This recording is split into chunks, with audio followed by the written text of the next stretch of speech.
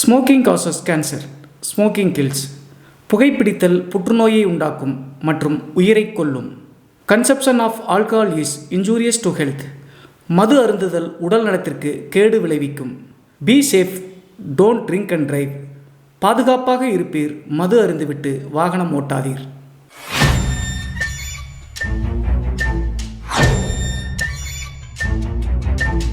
Hi everybody, நான் உங்கள் Siva. Welcome to our channel.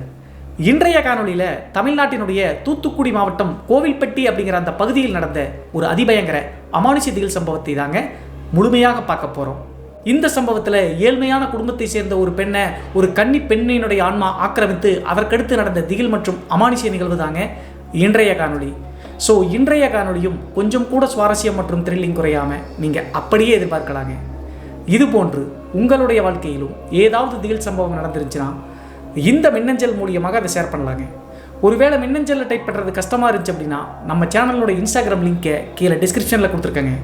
அதில் போய் ஃபாலோ பண்ணிவிட்டு வாய்ஸ் நோட்டாக கூட ஷேர் பண்ணலாங்க.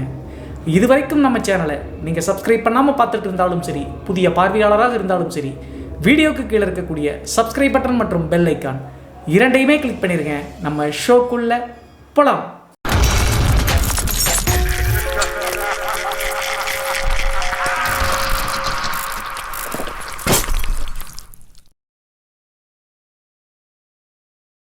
இந்த அமானுஷ்ய சம்பவம் நான் ஏற்கனவே சொன்ன மாதிரி தமிழ்நாட்டினுடைய தூத்துக்குடி மாவட்டம் கோவில்பட்டியிலிருந்து ஒரு 5 கிலோமீட்டர் தள்ளி இருக்கக்கூடிய அழகிய கிராமத்தில் 2024 காலகட்டத்தில் நடந்த திகில் சம்பவம் தாங்க இந்த சம்பவம்.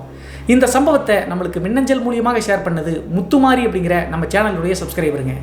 இந்த முத்துமாரியினுடைய குடும்பம் நான் ஏற்கனவே சொன்ன மாதிரி கோவில்பட்டியிலிருந்து 5 கிலோமீட்டர் தள்ளி இருக்கக்கூடிய அந்த கிராமத்தில் அப்பா அம்மாவோடு வாழ்ந்துட்டு இருக்காங்க.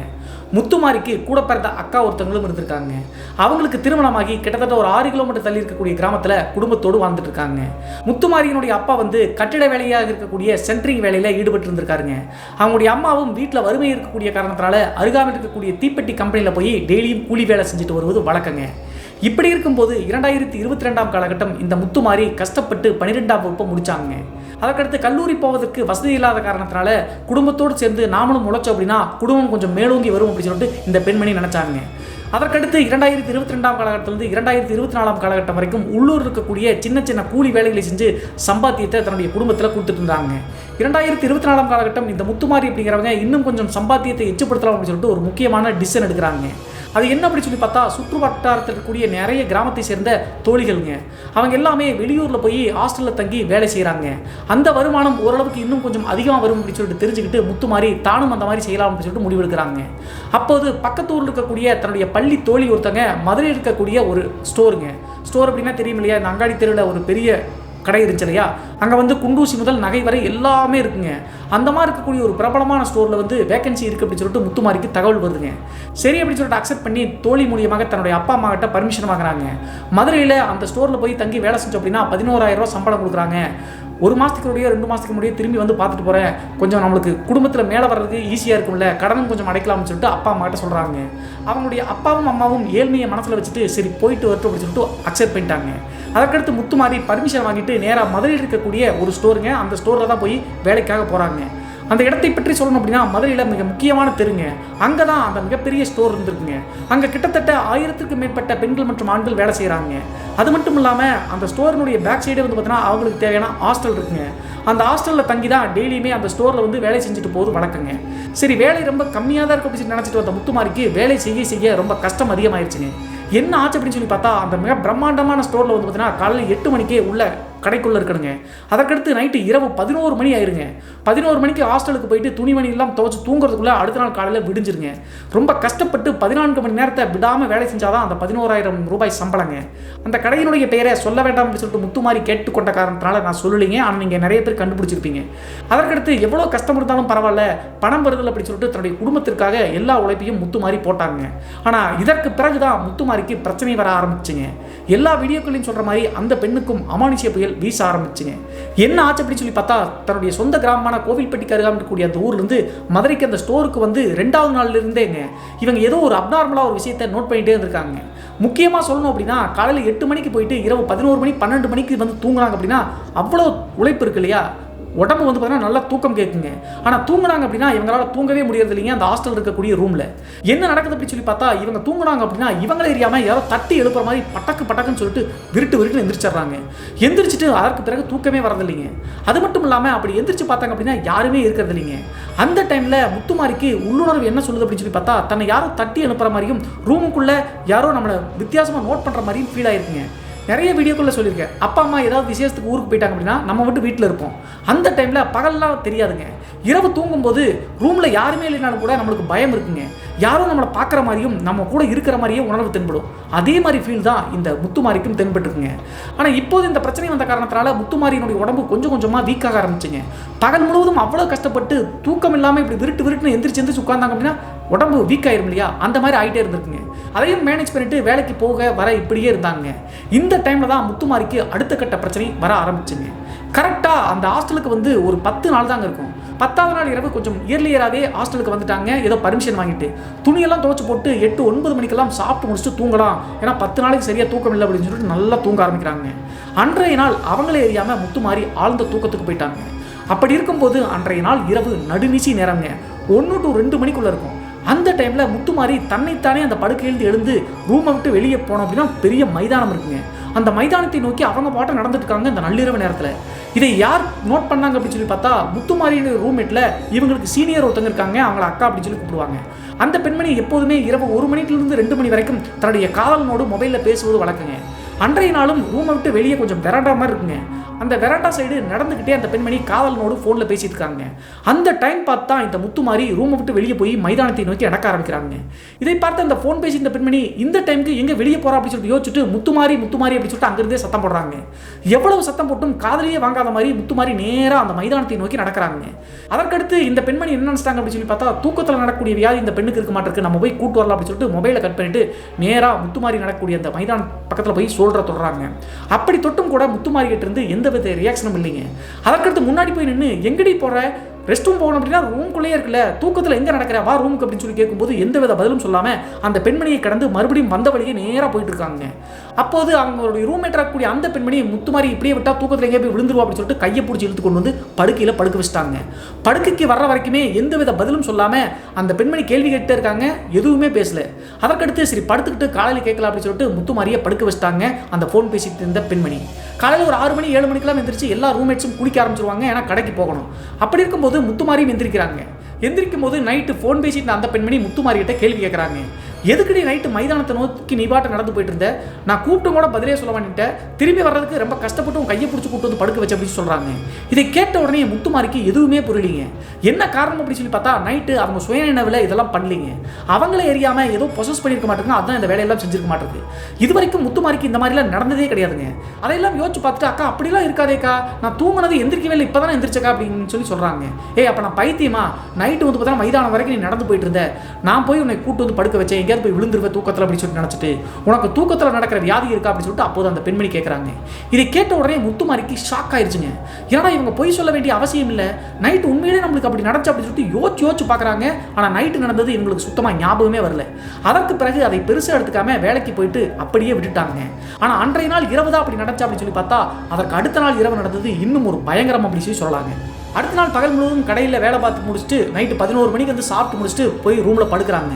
அப்படி படுக்கும்போதே அந்த ஃபோன் பேசக்கூடிய அந்த பெண்மணி நைட்டு நேற்று மாதிரி எங்கேயும் கிளம்பிடாதீ அப்படின்னு சொல்லிட்டு கிண்டலாக சொல்லியிருக்காங்க. அதை யோசிச்ச முத்துமாரிக்கு இவங்க சும்மா தான் சொல்கிறாங்களாட்டுக்கு, கிண்டல் பண்ணுறாங்களாட்டுக்கு அப்படின்னு சொல்லிட்டு படுத்துட்டாங்க. அதற்கடுத்து அந்த காதலனோடு பேசுவதற்காக அந்த ரூம்மேட்டாக இருக்கக்கூடிய அந்த அக்கா வந்து பார்த்தீங்கன்னா வெராண்டா சைடு வந்து காதலனோடு பேச ஆரம்பிக்கிறாங்க. கிட்டத்தட்ட மணி 2 ஆயிடுச்சுங்க. அப்போதும் வந்து பார்த்தீங்கன்னா அந்த பெண்மணி பேசுவதை நிப்பாட்டவே இல்லை. அந்த டைமில் சரி டைம் ஆயிடுச்சு, நான் போய் தூங்குறாண்டா அப்படின்னு சொல்லிட்டு காதலன்கிட்ட சொல்லிட்டு ஃபோனை கட் பண்ணிட்டு ரூம்குள்ளே நுழையிறாங்க. கரெக்டாக இவங்க ரூம்குள்ளே நுழையிறதுக்கு முத்துமாரி என்ன பண்ணுறாங்க அப்படின்னு பார்த்தா ரூமை விட்டு வெளியே போகிறாங்க. அந்த ரூமினுடைய அமைப்பு பற்றி சொல்லணும் அப்படின்னா இவங்க கிரவுண்ட் ஃப்ளோரில் தாங்க இருக்காங்க. ரூமை விட்டு வெளியே வந்த அப்படின்னா லெஃப்ட்டில் ஒரு வெராண்டா போகுது, ரைட்டில் ஒரு வெராண்டா போகுது, 2 சைடும் எல்லா சைடும் வந்து ரூமாக இருக்குங்க. ரைட் சைடு திரும்பணும் அப்படின்னா ஒரு 5 ரூம் தள்ளி படிக்கட்டுகள் போகக்கூடிய மாடி படிக்கட்டுகள் வழி இருக்குங்க. அந்த மாடி படிக்கட்டுகள் வழியாக முத்துமாரி சுயநினைவு இல்லாமல் நடந்து போகிறத இந்த பெண்மணி நோட் பண்ணிட்டாங்க. அப்போது ஒரு 5 அடி 10 அடி போகிற வரைக்குமே முத்துமாரி அப்படின்னு சொல்லிட்டு கூப்பிட்டு பார்க்குறாங்க. மறுபடியும் அப்படி கூப்பிடும்போது முன்னாடி நாள் இரவு எப்படி ரெஸ்பான்ஸ் பண்ணலையோ அதே மாதிரி ரெஸ்பான்ஸ் பண்ணாமல் அந்த மாடி படிக்கட்டுகள் இருக்கக்கூடிய பக்கத்தில் போயிட்டு மேலே ஏற ஆரம்பிச்சிட்டாங்க. இரவு நேரத்தில் இந்த வெராண்டா சைடு இருக்கக்கூடிய லைட்ஸ் எல்லாமே ஆஃப் பண்ணிடுவாங்க. ஆனால் இந்த மாடி படிக்கட்டுகள் மேலே ஏறமில்ல, மொத்தம் 3 மாடி அளவு இருக்குது. அது அங்கே அந்த படிக்கட்டுகள் சைடில் வந்து பார்த்தீங்கன்னா டிம்மாக இருக்கக்கூடிய லைட் வந்து எரிஞ்சுக்கிட்டே இருக்குங்க, வெளிச்சத்திற்காக, மேலே போகிறவங்களுக்கும் கீழே வரவங்களுக்கும் கொஞ்சம் பாதுகாப்புக்காக.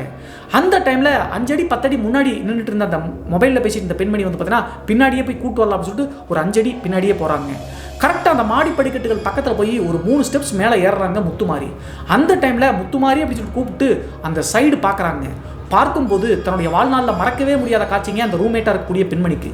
என்ன நடச்சு அப்படின்னு சொல்லி பார்த்தா முத்துமாரி நார்மலாக போகிறீங்க, யாரோடையோ பேசுறது மட்டும் இல்லாமல் லெஃப்ட் கையை வந்து பார்த்தீங்கன்னா கையை இப்படி நீட்டி விட்டுட்டு இருக்காங்க.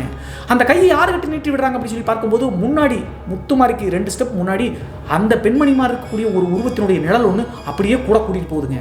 இதை தத்ரூபமாக பார்த்து அந்த ரூம்மேட்டுக்கு தூக்கி வாரி போட்டுருச்சுங்க.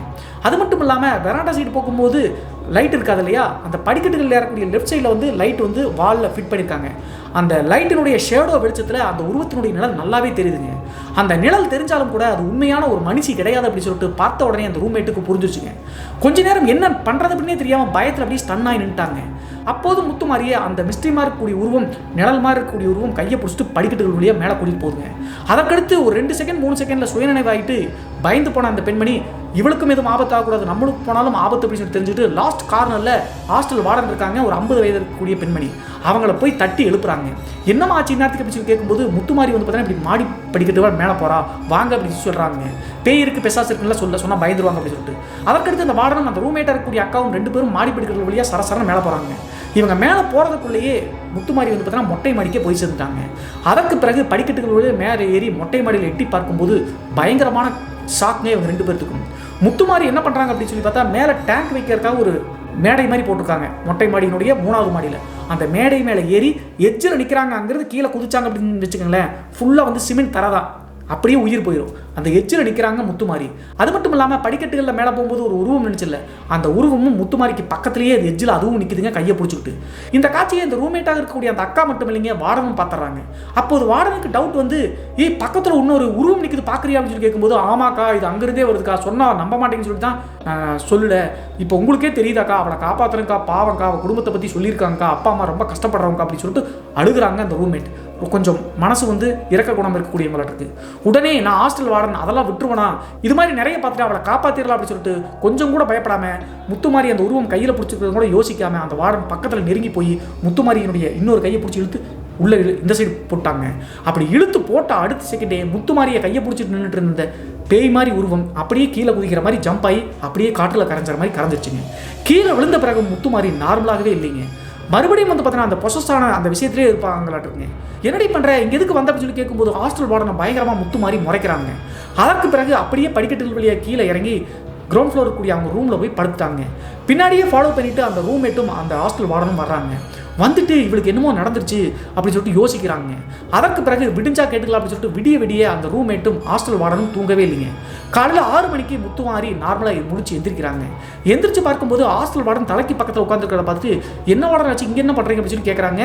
2வது நாள் இரவு நடந்ததும் அவங்களுக்கு தெரியல. அப்போது ஹாஸ்டல் வார்டனுக்கு பயங்கர கோவங்க. காலையில் 5 மணி 5:30க்கே அந்த ஸ்டோரினுடைய மேனேஜர் கூப்பிட்டு ஹாஸ்டல் வார்டன் டிஸ்கஸ் பண்ணிட்டாங்களாட்டுருக்கு. அவங்க என்ன சொல்லியிருக்காங்க அப்படின்னு சொல்லி பார்த்தா இப்படி தற்கொலை பண்ண ட்ரை பண்ணியிருக்கா, ஏதாவது பிரச்சனை நம்ம தலை மேலே விழுந்துடும், அவளை வேலையை விட்டு போக சொல்லி அப்படின்னு சொல்லிட்டாங்களாட்டுங்க. இந்த டைமில் தான் முத்துமாரி எந்திரிச்சு என்னாச்சு வார்டன் அப்படின்னு சொல்லி கேட்கும்போது பேசாமல் நீ இந்த வேலையை விட்டு கிளம்பி போயிரு, உனக்கு வேலை இல்லைன்னு சொல்லிட்டாங்க, நீ செய்கிற அட்டகாசமெல்லாம் இங்கே செஞ்சு நாங்கள் பொறுப்பெடுக்கிறதா அப்படின்னு சொல்லிட்டு திட்டுறாங்க. அதையெல்லாம் யோசிச்ச முத்துமாரிக்கு ஒன்றுமே புரியலைங்க. நம்ம ஒரு தப்பும் பண்ணலையே, இவங்க எதுக்கு நம்மளை இப்படி பேசுகிறாங்க அப்படின்னு சொல்லிட்டு யோசிக்கிறாங்க. அந்த டைமில் அந்த ரூம்மேட்டாக இருக்கக்கூடிய அந்த அக்காட்ட கேட்கும்போது அந்த அக்கா முத்துமாரிகிட்ட பேசவே பயப்படுறாங்க. நைட் அந்த உருவம் கூட வரதை பார்த்துட்டு நீ பேசாமங்கிறது கிளம்பிடுறது நல்லதுமா, ரொம்ப கஷ்டப்படுற குடும்பம்னு சொன்னேன், நான் நல்லதுக்காக தான் சொல்கிறேன், உங்கள் அம்மா வர சொல்லிட்டு கிளம்பிடு அப்படின்னு சொல்கிறாங்க. ஹாஸ்டல் வார்டன் ரொம்ப திடமாக வந்து பார்த்தீங்கன்னா உனக்கு வேலை இல்லை, நிர்வாகம் சொல்லிடுச்சு அப்படின்னு சொன்ன காரணத்தினால வேறு வழி இல்லாமல் அவங்களுடைய அம்மாவுக்கு ஃபோன் பண்ணுறாங்க. அந்த மதுரை இருக்கக்கூடிய ஸ்டோர்ஸினுடைய அந்த நிர்வாகத்தை பற்றி சொல்லணும் அப்படின்னா பேரண்ட்ஸ் யாராவது வந்தால் தான் விடுவாங்க, தனியாக போக அலோவ் பண்ண மாட்டாங்க. உடனே வந்து பார்த்தீங்கன்னா ஹாஸ்டல் வார்டன் அவங்களுடைய அம்மாவுக்கு ஃபோன் பண்ணி உங்கள் மகளுக்கு இங்கே வேலை இல்லைமா, வந்து கூட்டிகிட்டு போங்க அப்படின்னு சொல்லி கேட்டிருக்காங்க.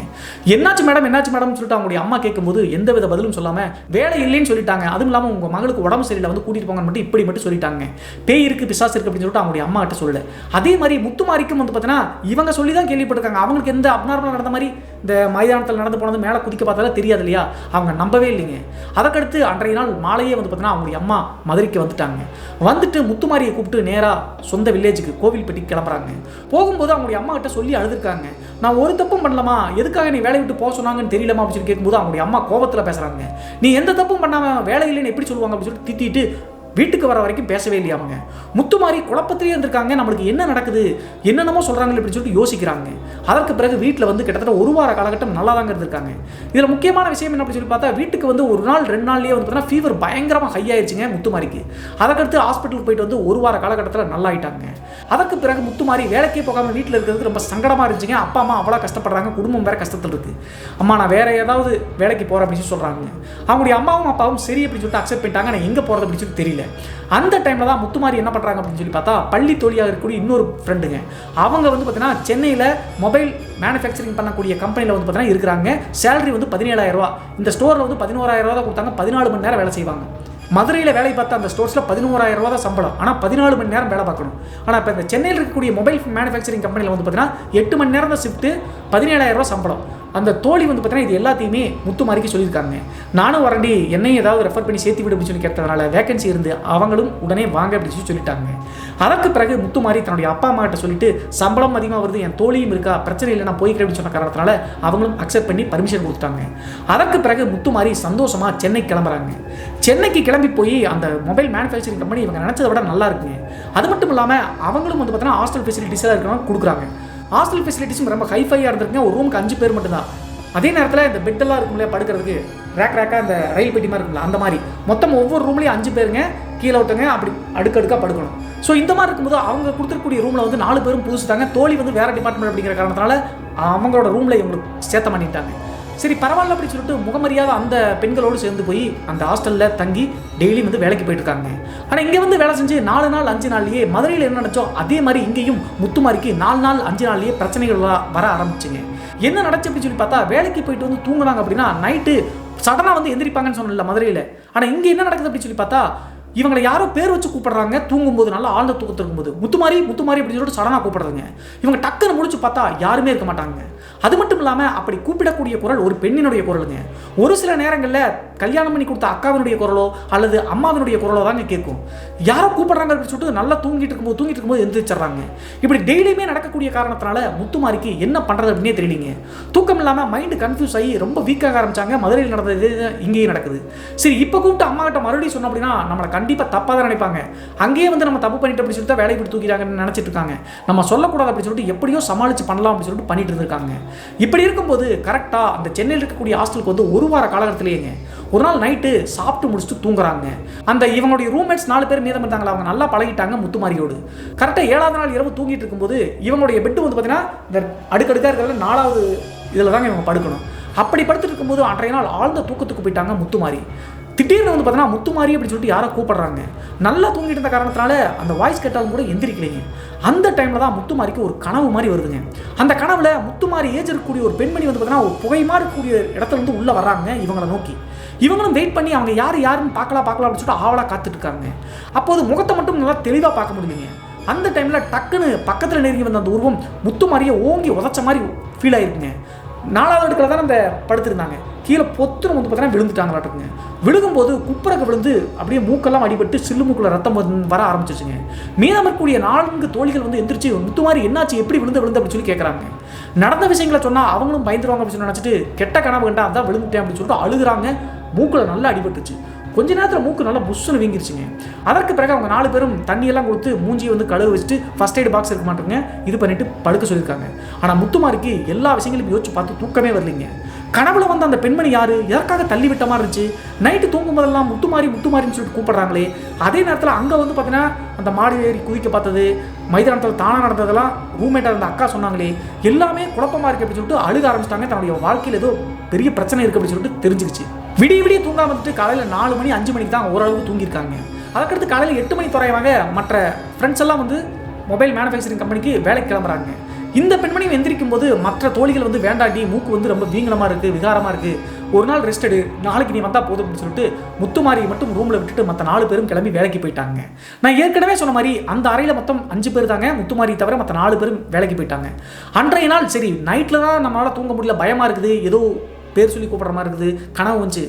பகலில் வந்து பார்த்தீங்கன்னா நிறைய ரூமில் இருக்கக்கூடிய வேலைக்கு போகாதவங்களாம் இருப்பாங்க. ஸோ தைரியமாக தூங்கலாம், பகல்லையாவது நல்லா தூங்கலாம் அப்படின்னு சொல்லிட்டு டிஃபனை முடிச்சுட்டு தூங்க ஆரம்பிக்கிறாங்க. மதியம் 12 மணி 12:30 மணி தோராயமாக எந்திரிச்சு மறுபடியும் லஞ்சையும் முடிச்சுட்டு வந்து படுத்து தூங்குறாங்க. தோழிகள் வந்து 5 மணிக்கு தான் வருவாங்க. அது வரைக்கும் தூங்கலான்னு தூங்கிட்டு இருக்காங்க. 12 மணி 12:30 மணிக்கு தூங்கின முத்துமாரிக்கு உச்சி வெயில் நேரத்தில் இன்னும் ஒரு பயங்கரம் நடந்துச்சுங்க.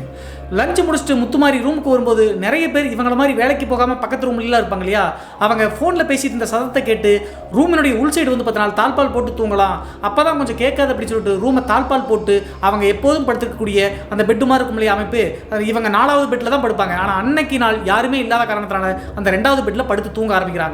கிட்டத்தட்ட ஒரு மணி நேரத்தில் ஆழ்ந்த தூக்கத்துக்கு போயிட்டாங்க முத்துமாரி. நான் ஏற்கனவே சொன்ன மாதிரி அந்த ரூமில் இருக்கக்கூடிய வேலைக்கு போன தோழிகள் 5 மணிக்கு தாங்க ரிட்டர்ன் வருவாங்க.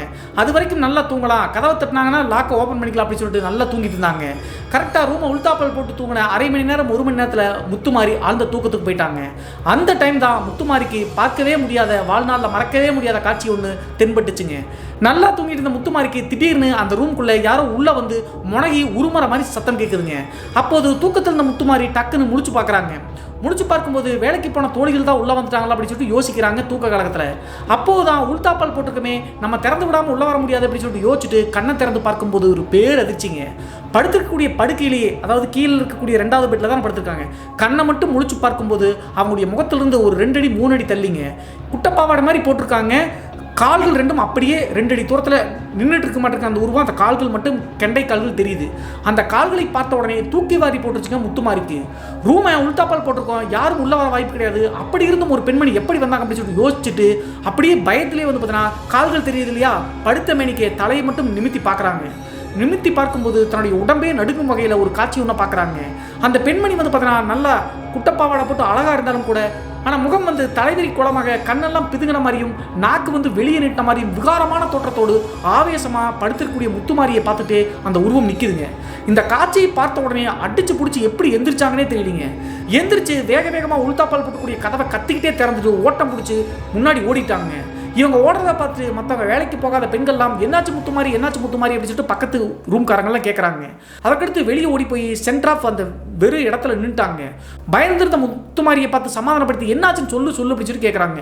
ரூமுக்குள்ளே ஏதோ இருக்குது அப்படின்னு சொன்ன காரணத்தினால கூட்டத்தோடு போய் ரூம்குள்ளே பார்க்கும்போது எதுவுமே இல்லைங்க. அது மட்டும் இல்லாமல் கூட்டத்தோடு சேர்ந்து முத்துமாரி ரூம்குள்ளே என்ட்ரி ஆகும்போது அவங்களுடைய குலதெய்வமான சுடலை மாடா அப்படின்னு சொல்லிட்டு மனசுக்குள்ளே வேண்டிகிட்டே நுழைகிறாங்க. அந்த காரணத்தினாலேயும் என்னவோ அந்த உருவம் மறுபடியும் இல்லைங்க. அதற்கடுத்து முத்துமாரிக்கு புரிஞ்சு போச்சுங்க, நம்ம எதிரையோ சிக்கி இருக்கோம் அப்படின்னு சொல்லிட்டு, நம்ம இதற்கு மேலே இங்கே இருக்க வேண்டாம் அப்படின்னு சொல்லிட்டு அந்த உருவத்தை தத்ரூபமாக பார்த்த காரணத்தினால பயந்து போயிட்டாங்க. உடனே வேக வேகமாக கோவில்பட்டியில் இருக்கக்கூடிய அவங்களுடைய அம்மாவுக்கு ஃபோன் பண்ணிட்டாங்க. ஃபோன் பண்ணி நடந்த விஷயங்கள் அனைத்தையும் ஒன்று விடாமல் சொல்லும்போது அவங்களுடைய அம்மா வந்து காமாக பேசுகிறாங்க. சரி பயப்படாத, ஒன்றும் இல்லை, நீ கிளம்பி ஊருக்கு வந்துரு, நீ ஊர்லேயே இருக்கலாம் அப்படின்னு சொல்லிட்டாங்க. ஆனால் அவங்களுடைய அம்மா அப்படி சொன்னதுக்கான முக்கியமான ரீசன் என்ன அப்படின்னு சொல்லி பார்த்தா, நான் ஏற்கனவே சொன்ன மாதிரி மதுரையில் இந்த ஸ்டோர்ஸில் வேலை செய்யும் போதும் வேலை வந்து கஷ்டமாக இருக்கக்கூடிய காரணத்தினால வேலை பார்க்க விருப்பம் இல்லாமல் இப்படி எதையோ சொல்கிறாங்கன்னு நினச்சிட்டாங்க. அதையே தான் இப்போ சென்னையிலையும் சொல்கிறாங்க அப்படின்னு சொல்லி நினச்சிக்கிட்டு நீ பேசாமல் கிளம்பி வீட்டுக்கு வந்து வீட்டிலேயே இரு அப்படின்னு சொல்லிட்டு ஃபோனை வச்சுட்டாங்க.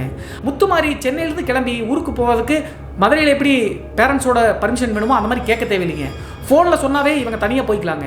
அதே மாதிரி அந்த நிர்வாகத்துக்கு ஃபோன் பண்ணி அவங்களுடைய அம்மா முத்துமாரி வந்து உடம்பு சரியில்லைன்னு சொல்கிறா, அனுப்பி வச்சிருக்கேன்னு சொன்ன காரணத்தினால அனுப்பி வச்சுட்டாங்க.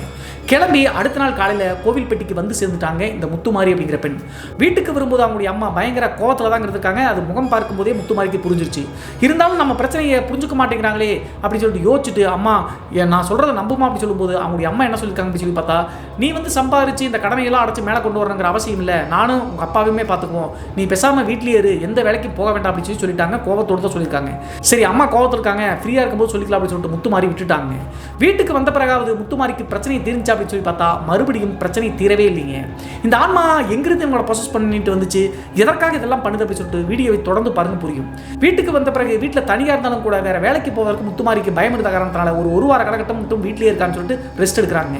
காலையில் 9 மணி ஆச்சு அப்படின்னா பக்கத்தில் இருக்கக்கூடிய தீப்பெட்டி கம்பெனிக்கு அவங்களுடைய அம்மா வேலைக்கு போனாங்க அப்படின்னா சாயந்தரம் 6 மணிக்கு தாங்க வருவாங்க. அதே மாதிரி அவங்களுடைய அப்பா கட்டிடத்தினுடைய சென்ட்ரிங் வேலை செய்யக்கூடிய காரணத்தினால அவரும் காலையில் போனார் அப்படின்னா நைட்டு தாங்க திரும்பி ரிட்டர்ன் வருவார்.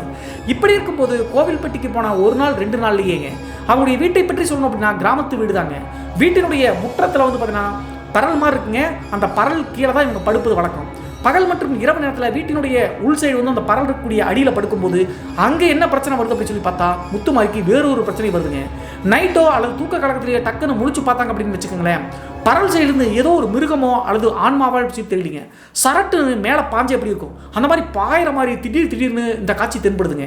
அந்த காட்சியை பார்த்து அடிக்கடி பயந்து கத்திருக்காங்க. ஒரு நாள் இரவு அவங்களுடைய அப்பா அம்மா வேலைக்கெல்லாம் போயிட்டு டின்னர்லாம் சாப்பிட்டு முடிச்சு தூங்கிட்டு இருக்காங்க. அப்படி தூங்கிட்டு இருந்த அன்றைய நாள் இரவு ரெஸ்ட் ரூம் வருது அப்படின்னு சொல்லிட்டு இந்த முத்துமாரி நடுநிசி நேரத்தில் எந்திரிச்சிருக்காங்க.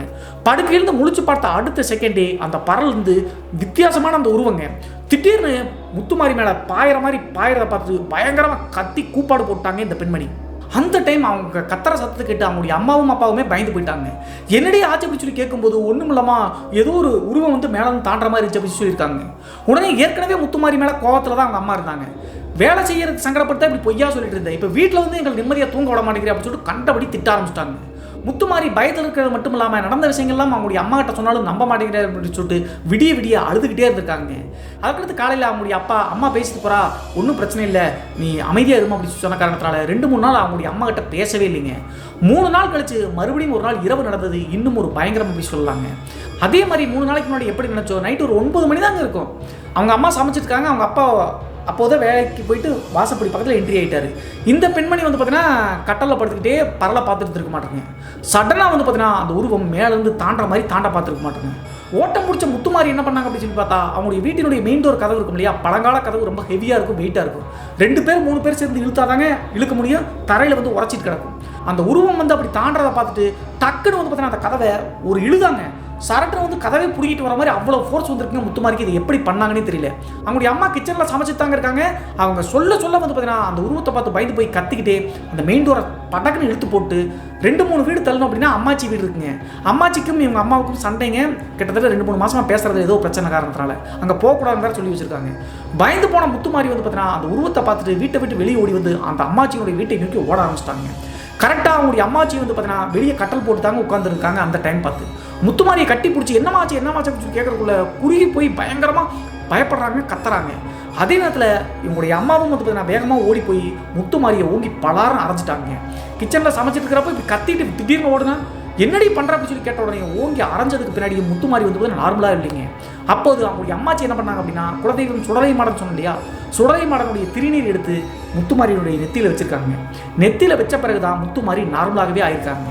அப்போது அந்த மதுரை ஸ்டோரில் வந்து பார்த்தீங்கன்னா அவங்க ரூம்மேட் சொன்னது, சென்னையில் அவங்களுக்கு நடந்தது, அந்த பெண்மணியினுடைய உருவத்தை பார்த்தது, பறந்து அந்த உருவம் தாவ பார்க்கறது, இது எல்லாத்தையும் அவங்களுடைய அம்மா வச்சுக்கிட்ட ஒன்றும் விடாமல் சொல்லிட்டாங்க. சொன்னதற்கு பிறகு அவங்களுடைய அம்மா வச்சுக்கு ஏதோ கிளிக் ஆகிடுச்சாட்ருங்க, ஏதோ தப்பாக இருக்குது, பொண்ணு எதிரையோ பாதிக்கப்பட்டிருக்கா அப்படின்னு சொல்லி தெரிஞ்சுக்கிட்டு தன்னுடைய மருமகன் அதாவது முத்துமாரியினுடைய அப்பாவை கூப்பிட்டு பொண்ணு ஏதோ அண்டி இருக்க மாட்டேன் கருப்பு காண நீங்கள் கோயிலுக்கு கூப்பிட்டு போகலாம் அப்படின்னு சொல்லியிருக்காங்க. உடனே நடந்த விஷயங்கள்லாம் யோசிச்சு பார்த்துட்டு அவங்களுடைய அப்பா வந்து பார்த்தீங்கன்னா இந்த பெண் மேலே ரொம்ப பாசமுங்க. சரின்னு சொல்லிட்டு அடுத்த நாளே வந்து பார்த்தீங்கன்னா சுடலை மாடன் கோவில் வந்து அங்கிருந்து ஒரு 6 கிலோமீட்டர் தள்ளி இருக்குங்க. அந்த கோவிலில் என்ன விசேஷம் அப்படின்னு சொல்லி பார்த்தா பயங்கர கூட்டம் இருக்குங்க. மண்ணலம் பாதிக்கப்பட்டவங்க, பேய் ஓட்டுறவங்க இவங்கெல்லாம் வந்து பார்த்தீங்கன்னா அந்த கோவிலுக்கு வந்தாங்க அப்படின்னா உடனே சரியாயிருங்க, பேய் ஓட்டுவது வழக்கம். ஸோ அதனால் அந்த கோவிலுக்கு கூட்டு போகலாம்னு சொல்லிட்டு கூப்பிட்டு போகிறாங்க. அந்த கோவிலுக்கு போகும்போது நிறைய கூட்டம் இருக்குங்க. இவங்களுடைய டேர்ன் வர வரைக்கும் வெயிட் பண்ணிட்டு இருக்காங்க. அதற்கடுத்து முத்துமாரியுடைய டேர்ன் வந்த உடனே அந்த சுடலை மாடன் கோவிலுடைய சாமிக்கு முன்னாடி ஒரு 3 அடி 4 அடி முன்னாடி உட்கார வைப்பாங்க, அந்த சாமியை பார்க்க சொல்லுவாங்க. அதே மாதிரி இந்த முத்துமாரியை உட்கார வச்சு அந்த பூசாரி வந்து பார்த்தீங்கன்னா சாமியை பார்க்க சொல்கிறாருங்க. ஆனால் முத்துமாரி கண்ட்ரோலில் தாங்க இருக்காங்க, என்ன நடக்குதுன்னு எல்லாமே அவங்களுக்கு தெரியுது. ஆனால் அந்த சாமிக்கு முன்னாடி உட்காந்து பார்க்கவே முடியலைங்க. ஏதோ உடம்பெல்லாம் நெளிச்சு வெளியே போகிற சொல்கிற மாதிரியே அது பண்ணுறது அந்த பெண்ணுக்கு ஃபீல் ஆகுது. அதற்கு பிறகு முத்துமாரியினுடைய பிஹேவியரெல்லாம் நோட் பண்ண பூசாரி என்ன பண்ணாருன்னா நேராக முத்துமாரிக்கு முன்னாடி வந்து சம்மணம் போட்டு உட்காந்துட்டு தலையில் கை வைக்கிறாருங்க அந்த பெண்ணினுடைய தலையில். அப்படி மேலே கை வச்ச உடனே கிட்டத்தட்ட அதுக்கு முன்னாடி ஒரு 10 பெண்களுக்கு மேலே அந்த பூசாரி பார்த்துருக்காரு. சாமி யாருக்குமே வரல. ஆனால் முத்துமாரியினுடைய தலையில் அந்த பூசாரி கை வச்ச அடுத்த செகண்டே சுடலை மாடன் வந்து அந்த பூசாரியினுடைய உடம்புல இறங்கிட்டாருங்க. உண்மையிலேயே இந்த பெண்ணினுடைய உடம்புல ஒரு ஆன்மா இருந்திருக்குங்க.